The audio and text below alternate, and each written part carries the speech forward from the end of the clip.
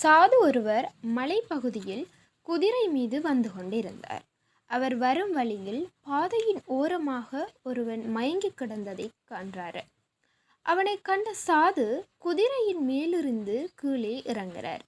அவனை அசைத்து பார்த்தார். அவன் அசையாமல் கிடக்க தனது குதிரையின் பக்கவாட்டில் தொங்கிய குடுவையில் இருக்கிற நீரை எடுத்து அவர் வாயிலையும் முகத்திலையும் தெளித்து அவரை எழுப்பி விடுறாரு.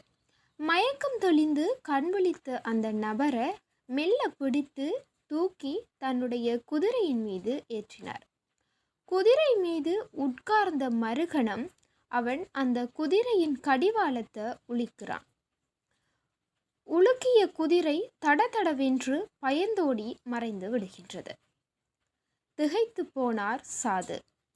அப்போதுதான் அவன் ஒரு திருடன் என்பதும் இதுவரை அவன் நடித்துள்ளான் என்பதும் தெரிய வந்தது அந்த சாதுவுக்கு. குதிரை இல்லாததால் இரவு முழுவதும் மெல்ல நடந்து வீட்டை அடைந்தார். சில தினங்கள் கழித்து சந்தைக்கு குதிரை வாங்க போனார். அங்கே குதிரைகள் விற்கும் இடத்தில் அந்த திருடன் அவரது குதிரையுடன் நின்று கொண்டிருந்ததை பார்த்தார் சாது. மெல்ல சென்று அவனது தோலை தொட்டார். திரும்பி பார்த்த திருடன் பேயறைந்தது போல் நின்றான். சாது மெல்ல சிரித்தார். சொல்லாதே என்றார். திருடன் மிரண்டு போனான். எது என்ன என்று சத்தமில்லாமல் உளறிக் கொட்டினான். சாது சொன்னார், குதிரையை நீயே வைத்துக்கொள், ஆனால் நீ அதை அடைந்த விதத்தை யாரிடமும் சொல்லாதே. மக்களுக்கு இப்படியொரு சம்பவம் நடந்தது தெரிந்தால் எதிர்காலத்தில் உண்மையிலேயே யாராவது சாலையில் மயங்கி கிடந்தால் உதவ முன்வர மாட்டார்கள் என்றார் சாது. நான் இந்த குதிரை இழந்தால் எனக்கு ஏற்படும் இழப்பை பற்றி நான் கவலைப்படவில்லை.